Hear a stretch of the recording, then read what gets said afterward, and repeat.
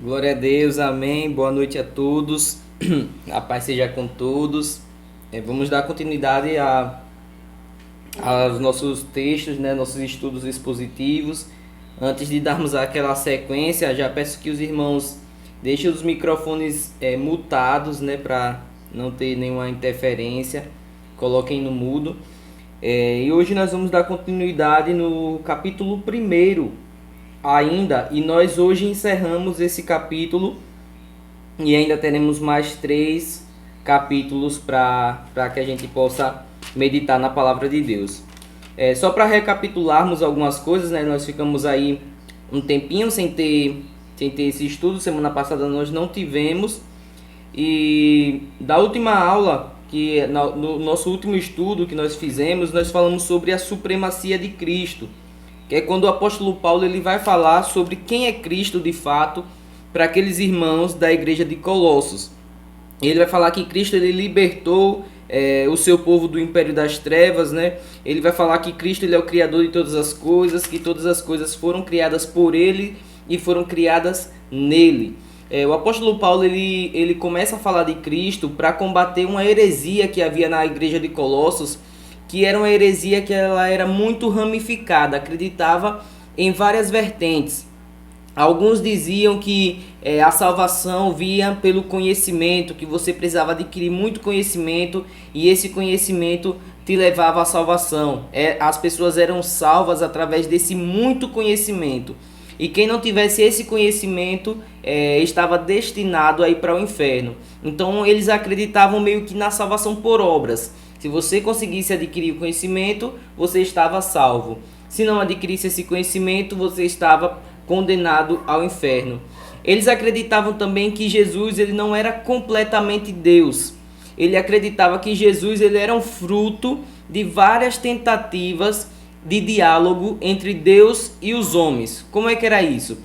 Eles acreditavam que Deus ele não conseguia se relacionar com o homem porque Deus ele era muito santo e o homem era pecador. Portanto, Deus, por ser santo e o homem pecador, ele não conseguia ter esse relacionamento. A matéria era completamente má, enquanto o espírito, que era Deus, é completamente bom. Essa é uma heresia muito forte, porque acabava com o fato de Deus ter criado o mundo. Porque como pode um Deus santo criar uma matéria que é má, uma matéria que é pecaminosa? Então essa era uma outra heresia que eles pregavam naquele tempo. E por fim, eles acreditavam também nos mistérios. Eles criam nos mistérios, ou seja, havia uma revelação oculta que os deuses entregavam para aquelas pessoas que tinham muita sabedoria, e era uma revelação especial apenas para aquele povo. Então o apóstolo Paulo ele vai falar do versículo 13 até o versículo 23, quem de fato é Jesus. Jesus ele é um tipo de Deus ou Jesus ele é Deus de fato? E aqui ele continua falando um pouco da sua missão, do seu ministério, da pregação do evangelho e do próprio evangelho em si. Então, para concluir esse capítulo 1, nós vamos ver do versículo 24 ao versículo 29. Hoje nós seremos um pouco mais sucintos, né, porque são apenas esses 5 versículos, né? Nós exporemos esses 5 versículos, então acabaremos rápido hoje. Versículo 24 diz assim, do 24 ao 29. Agora me regozijo nos meus sofrimentos por vós, e preencho o que resta das aflições de Cristo na minha carne, a favor do seu corpo, que é a igreja, da qual me tornei ministro, de acordo com a dispensação da parte de Deus, que me foi confiada a vosso favor, para dar pleno cumprimento à palavra de Deus. O mistério que estivera oculto dos séculos e das gerações, agora, todavia, se manifestou aos seus santos, aos quais Deus quis dar a conhecer qual seja a riqueza da glória desse mistério entre os gentios. Isto é, Cristo em vós, a esperança da glória, o qual nós anunciamos, advertindo a todo homem e ensinando a todo homem em toda sabedoria, a fim de que apresentemos todo homem perfeito em Cristo. Para isso é que eu também me afadigo, esforçando-me o mais possível, segundo a sua eficácia que opera eficiente em mim, eficientemente em mim. Então agora o apóstolo Paulo ele vai falar sobre os sofrimentos e sobre esse evangelho de Cristo, o evangelho que ele acabou de relatar àqueles irmãos de Colossos. Ele vai explicar quem é Cristo, quem é Jesus, e agora ele vai dizer que mistério é esse desse evangelho que ele anunciou há um tempo atrás na sua última fala. O versículo 24 nos ensina algo muito importante, né? Ele vai ensinar sobre a alegria no sofrimento. Paulo vai dizer assim: agora me regozijo nos meus sofrimentos por vós. Paulo ele está dizendo que ele se alegra nesse sofrimento. Mas Paulo ele não é masoquista. Ele não sente alegria simplesmente no sofrer pelo sofrer. Não é porque ele está sofrendo que ele tem alegria, ele tem prazer, né, de ficar triste, de sofrer. Não. Mas a alegria que Paulo sente aqui é pelo propósito cujo qual ele está sofrendo, que é o anúncio da mensagem do Evangelho. Paulo ele fica feliz não porque ele está passando por dores, por lutas, por aflições, mas pelo motivo que ele está passando por tudo isso, que é a mensagem do Evangelho de Cristo ser anunciada. E nós devemos também nos regozijarmos quando a gente passar por diversas perseguições no trabalho, até mesmo na igreja, na nossa família. Muitas vezes somos perseguidos porque somos cristãos. As pessoas olham para nós e nos julgam dizendo que queremos ser mais santos que elas ou ser o certinho do grupo, né? Passamos por várias perseguições. Às vezes é uma promoção que não chega porque a pessoa sabe que você é cristão e que se você é cristão você não vai cometer fraudes, você não vai jogar no time da empresa, você vai jogar sempre com a sua convicção, com o seu pensamento de cristão. Então sofremos também muitas perseguições. E o apóstolo Paulo aqui ele está nos ensinando que isso é motivo de alegria. Não pela perseguição, não pelo sofrimento em si, mas pelo motivo que estamos sofrendo, pela propagação da mensagem do Evangelho de Cristo. E esse Evangelho, de fato, ele precisa ser anunciado. Agora, nós precisamos entender o restante do versículo, que vai falar assim: e preencho o que resta das aflições de Cristo na minha carne, a favor do seu corpo, que é a igreja.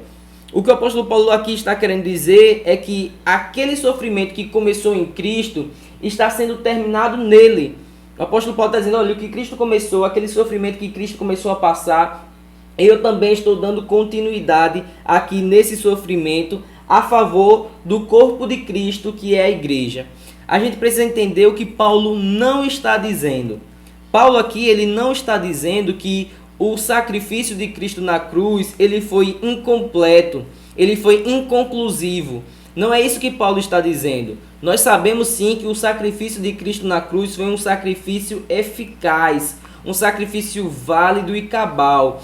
Mas Paulo aqui está dizendo que as perseguições que Cristo sofreu por causa do seu próprio evangelho, essa perseguição ela também se estende a nós, o corpo de Cristo. Cristo é o cabeça, a cabeça foi perseguida e essa perseguição ela se estende também para o corpo. Inclusive é uma promessa do próprio Cristo que essas perseguições viriam também sobre nós, sobre o seu corpo, sobre a igreja. Então Paulo diz: olha, o sofrimento que começou em Cristo, ele também se estende a mim, a favor do corpo de Cristo, que é a igreja. Paulo sofre pela igreja. Essas perseguições que o apóstolo Paulo tem passado é para benefício da própria igreja, para o anúncio da pregação do evangelho. E é isso que Paulo está querendo dizer nesse versículo 24. Nesse versículo 24 a lição é justamente essa: Deus ele nos promete sofrimento. Existem algumas pessoas que dizem: olha, venha para Cristo que seus sofrimentos vão acabar, né? Você que está com problema conjugal, venha para Cristo que Cristo vai resolver o seu problema conjugal. Cristo vai resolver as desavenças que existem na sua família, no seu emprego. Deus não nos promete essas coisas. É óbvio que nós, por estarmos em Cristo, estarmos com Cristo, nós temos alguém em quem confiar. Mas o que Cristo nos promete em sua palavra é justamente a perseguição pela propagação do seu evangelho. No versículo 25 vai falar justamente sobre essa pregação, sobre a pregação do evangelho. Vai dizer assim: da qual me tornei ministro, de acordo com a dispensação da parte de Deus, que me foi confiada a vosso favor, para dar pleno cumprimento à palavra de Deus. Quando Paulo aqui está dizendo da qual me tornei ministro, ele está se referindo à igreja. Ele vai dizer que o sofrimento ele vem, ele completa o sofrimento de Cristo a favor da igreja da qual ele se tornou ministro. Ministro aqui, a palavra é diaconia, que significa diácono, significa ser servo. Veja que Paulo ele está dizendo que ele é servo da igreja. Então nós aprendemos duas lições nesse versículo. A primeira é que Paulo ele começa justamente dizendo que ele se tornou ministro da igreja. Em outras palavras, ele diz que se tornou servo e por isso ele é capaz de dar vida por essa igreja. Nós hoje em dia temos muita dificuldade de sermos servos da igreja, né? Nós dizemos que somos servos de Cristo, somos servos de Deus, mas muito difícil a gente dizer que a gente é servo da igreja, né? A gente sempre encontra várias discordâncias nas igrejas, que realmente é algo normal, mas é difícil a gente se submeter ao corpo de Cristo. E o que o apóstolo Paulo ele está falando aqui, ele está dando uma lição àquelas pessoas que acham que é super normal nós não congregarmos, nós sermos desigrejados, sermos servos de Deus, entre aspas, mas não servirmos na nossa comunidade, na nossa igreja. Achamos que podemos agradar ao cabeça não fazendo parte do seu corpo. Isso é completamente equivocado. Se servimos ao cabeça, precisamos também estar introduzidos no corpo de Cristo. E o apóstolo Paulo, quando ele fala que ele se tornou ministro de Cristo, né? Ministro da igreja, servo da igreja, isso aqui não é uma exaltação. Ele não está dizendo que olha, eu sou ministro, eu sou perito em teologia, eu sei disso, eu sei daquilo. Em outras palavras, Paulo ele se desnuda desse manto de superioridade e ele, com suas palavras, ele também se faz servo. Porque quando ele diz que ele é servo da igreja, ele está dizendo que ele é servo dos servos. Porque a igreja, nós somos servos de Cristo. O corpo da igreja pertence a Cristo. E Paulo diz, olha, eu sirvo nessa igreja, a igreja de Cristo. Aqui não é uma placa denominacional, mas Paulo está falando do próprio reino de Deus. Outra coisa que nós aprendemos nesse mesmo versículo, nesse versículo 25, é que a pregação do evangelho é para o bem da igreja.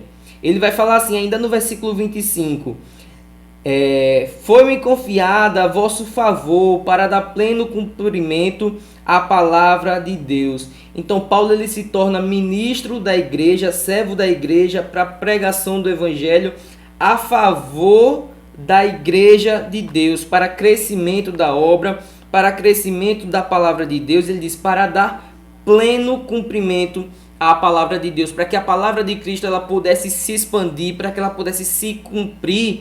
Paulo é aí que Paulo se faz servo. E ele prega aos gentios, ele anuncia o reino de Deus, ele anuncia a palavra de Deus e ele diz que é para o bem da igreja.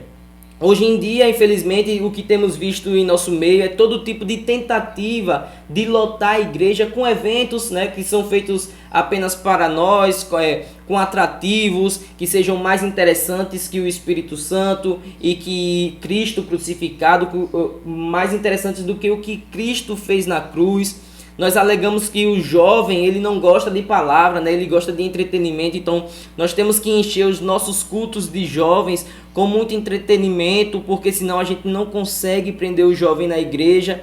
E aí nós acabamos por fazer cultos que na verdade são shows, são eventos, mas que se apartam muito do genuíno evangelho, que é a pregação da palavra de Deus. Talvez vocês possam achar que esse é um problema, que é um problema dos nossos dias, e que a igreja ela acabou se corrompendo e entrando por esse caminho, que é um caminho realmente que é um caminho pecaminoso. Mas o fato é que isso é de muito e muito tempo atrás, quando não havia ainda o protestantismo, né? Quando não havia ainda os cristãos evangélicos. Todos pertenciam à igreja só, que na época era a igreja católica, que foi instituída mais fortemente, né, mais abraçada pelo imperador Constantino. E quando houve a reforma protestante, Martinho Lutero, que foi a pessoa que encabeçou essa reforma, ele começou a combater algumas coisas que havia dentro da igreja. Uma dessas coisas é que a pregação da palavra ela não era feita de forma eficaz.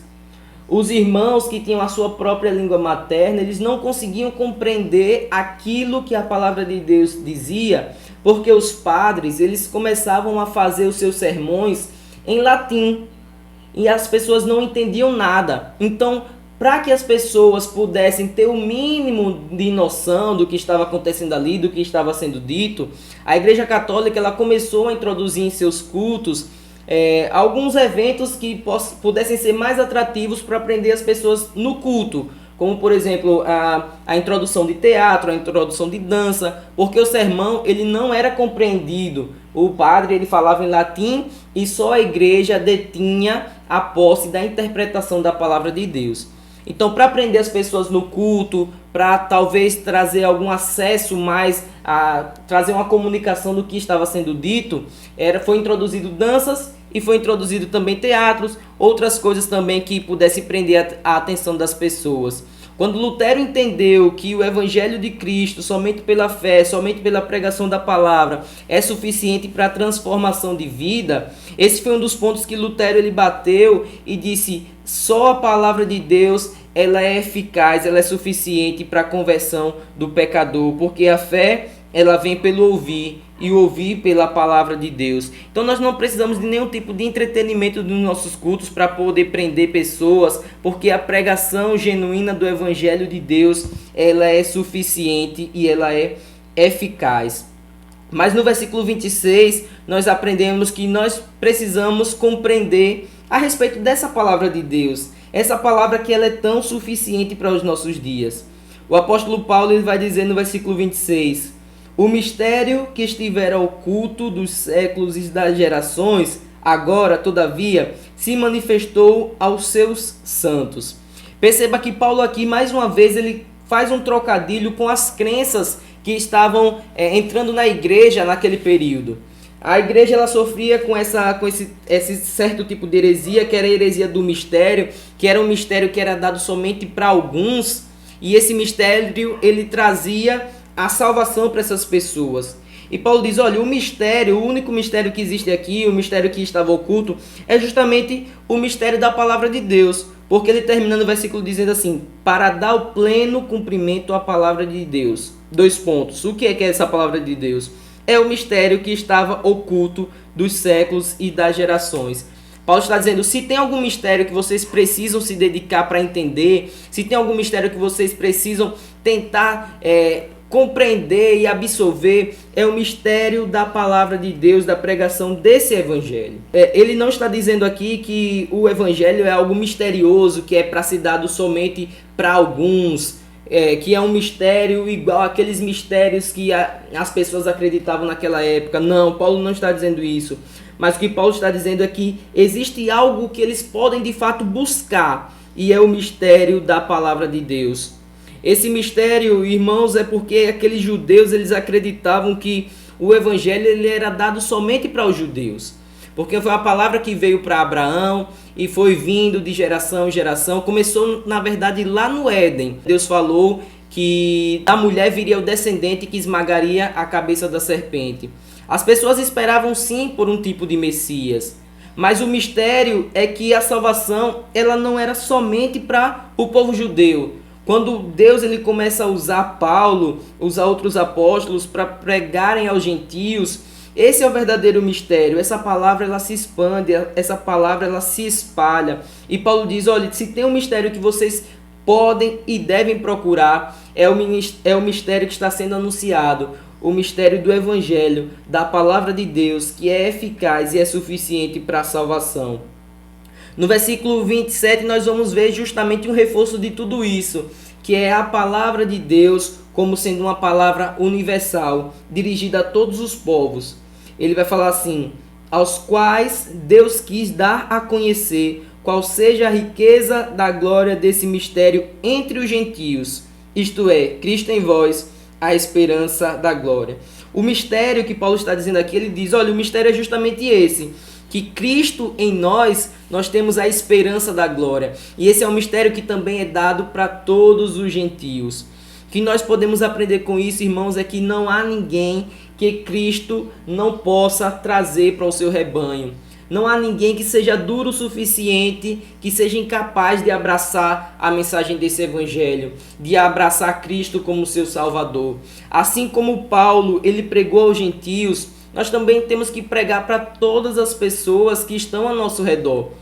Por mais duro que o coração dessa pessoa possa parecer, por mais ignorante que essa pessoa possa parecer, a palavra de Cristo ela é universal. E essa é a beleza do Evangelho. Esse é o verdadeiro mistério do Evangelho. É que o Evangelho ele não é dado a pessoas que são muito boas. Mas pelo contrário, o Evangelho foi feito para as pessoas que são ruins, que são pessoas más. Foi para essas pessoas que o Evangelho de Cristo foi endereçado. Então não há ninguém que seja duro o suficiente, que seja incapaz de ser convencido pelo Espírito Santo.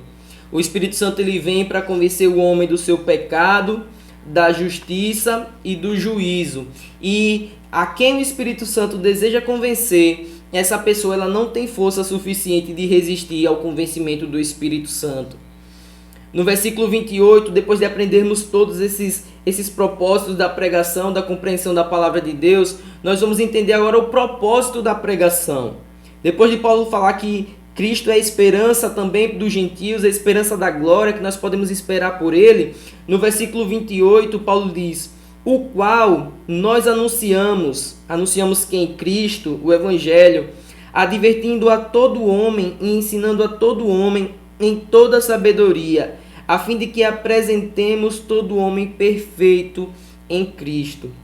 Esse é o propósito do Evangelho, transformar vidas, transformar pessoas, que nós possamos ser achados por Deus como pessoas íntegras. Nas palavras de Paulo aqui, sejamos achados como homens perfeitos. E é óbvio que Paulo aqui está querendo dizer não o homem do sexo masculino, mas o homem enquanto criação. Isso aqui inclui também as mulheres. Quando Paulo vai falar sobre todo homem seja perfeito, ele está colocando o homem aqui como o corpo de Cristo. Homens e mulheres também precisamos ser encontrados perfeitos por meio de ouvir o Evangelho de Cristo. Quando nós recebemos esse Evangelho precisa nos transformar. Então não adianta ter culto todos os dias da semana. Não adianta nós sairmos de um púlpito e recebermos tapinhas nas costas, aperto de mão, que palavra boa, que palavra excelente, você é o cara, você é muito bom, você fala muito bonito, você fala bem, você tem muito conhecimento. Se aquilo não produz mudança de vida nos ouvintes, aquilo não passa de uma palestra. Muitas pessoas são elogiadas nos seus sermões, muitas pessoas realmente recebem aplausos. Eu acho muito interessante quando uma pessoa, um pregador, ele coloca um banquinho numa praça e ele começa a falar da palavra de Deus e ele sai dali aplaudido. É no mínimo estranho, porque aquilo que é anunciado pelo Evangelho de Deus vai justamente contra tudo aquilo que o mundo acredita. Então o evangelho que não transforma não é evangelho. É qualquer coisa menos evangelho. E o evangelho de Cristo é justamente isso. É a mensagem de que ele foi crucificado, de que ele ressuscitou e de que ele transforma vidas. E que o propósito de Cristo, que ele espera de nós, é que nós nos apresentemos como seres humanos perfeitos em Cristo. E por fim, nós aprendemos sobre a dedicação à palavra de Deus. Como pregar um evangelho genuíno se nós não nos dedicarmos à verdadeira palavra de Deus, à verdadeira mensagem do evangelho? O versículo 29 vai dizer assim: para isso é que também me afadigo, esforçando-me o mais possível, segundo a sua eficácia que opera eficientemente em mim. Paulo aqui está dizendo que ele se afadigava em pregar o evangelho da palavra de Deus. Paulo ele não simplesmente pregava, mas ele se cansava de tanto pregar. E ele vai dizer que ele se esforçava o mais possível que ele conseguia para que esse evangelho ele tivesse sido anunciado a todos os cantos. Será que nós temos essa dedicação quanto ao Evangelho de Cristo, quanto à Palavra de Deus? Será que nos empenhamos de fato para que esse Evangelho ele seja conhecido, que ele seja anunciado? Será que nós nos dedicamos de fato em conhecermos a Palavra de Deus? Tem muitas pessoas que demonizam a teologia, o conhecimento, a busca pelo conhecimento da Palavra de Deus, os vários debates teológicos que existem no campo acadêmico. Muita gente julga isso como soberba, muita gente diz que a letra mata porque as pessoas se dedicam a isso. Mas nós precisamos realmente nos dedicar ao inteiro conhecimento da Palavra de Deus. Ser dedicado à Palavra de Deus, irmãos, não é entrarmos no nosso quarto e chorar na presença de Deus, e se derramar, e falar em línguas. O entendimento da Palavra de Deus é algo muito racional. Não é uma emoção que nós sentimos. Sentir emoção em alguma música é válido, mas não transforma a vida. O que transforma a vida é o conhecimento da Palavra de Deus. Hoje nós nadamos num oceano de mar calmo, porque vários homens de Deus brigaram, foram jogados na fogueira em nome desse evangelho que hoje para nós é palatável. Hoje para nós alguém diz assim, vamos debater sobre o reino. Alguém pode dizer assim, vou debater isso nada, algo tão óbvio. Eu vou ficar debatendo por essa besteira. Hoje em dia talvez seja uma besteira para nós, realmente. É muito fácil você dizer que existe céu, você dizer que existe inferno, que existe reino de Deus. Mas porque é algo que para nós já é muito acessível. Porque no passado homens debateram e brigaram sobre isso, se afadigaram na palavra de Deus. O que nós podemos aprender nessa noite, nesse estudo, é que nós temos ainda um caminho a percorrer. A nossa vida, ela não acaba a partir do momento que nós nos convertemos. Eu vivi uma vida de depravação, me converti, agora estou tranquilo, vou esperar o Senhor me recolher. Não. A nossa vida, ela começa no momento que nós aceitamos a Jesus. Porque aí é que nós temos uma missão. Nós vamos sofrer pelo Evangelho. Mas nós temos um curto espaço de tempo, porque a vida ela não é eterna aqui. Então nós viveremos até quantos anos? Até com quantos anos a gente vai conseguir caminhar, a gente vai conseguir ficar de pé? Então precisamos anunciar esse Evangelho a tempo e a fora de tempo, porque tem pessoas que precisam ouvir desse Evangelho. E é importante nós nos dedicarmos à Palavra de Deus. Eu não quero te desencorajar nessa noite, porque talvez você esteja pensando assim, olha, não tenho capacidade de ser uma pessoa que seja um exímio teólogo. Vou fazer agora faculdade de teologia para entender a Palavra de Deus. Mas o que eu quero dizer é que nós não podemos estar contentes e conformados com o conhecimento que nós temos hoje. Independente do tamanho que seja esse conhecimento. Se você conhece a Palavra de Deus um pouquinho hoje, que amanhã você conheça um pouquinho mais, e depois um pouquinho mais, e depois um pouquinho mais. Porque conhecer a Palavra de Deus é conhecer o próprio Deus. E essa é a instrução que eu faço para os irmãos essa noite. Que a gente possa se apegar muito a esse conhecimento da palavra. Qual que é o propósito de ter um chat todos os dias? Qual é o propósito de estarmos aqui reunidos semanalmente, de fazer um estudo? Simplesmente ocupar as nossas horas. E se for aprender da palavra dele, o que estamos fazendo? Estamos praticando aquilo que ouvimos semanalmente? Quando paramos para refletir o que é que foi pregado na terça-feira, na segunda-feira, nós ainda lembramos? Nós fizemos anotações? Ou estamos aqui só para passar tempo? Que a gente possa refletir a respeito disso. Agradeço a oportunidade, que Deus abençoe a todos e uma boa noite.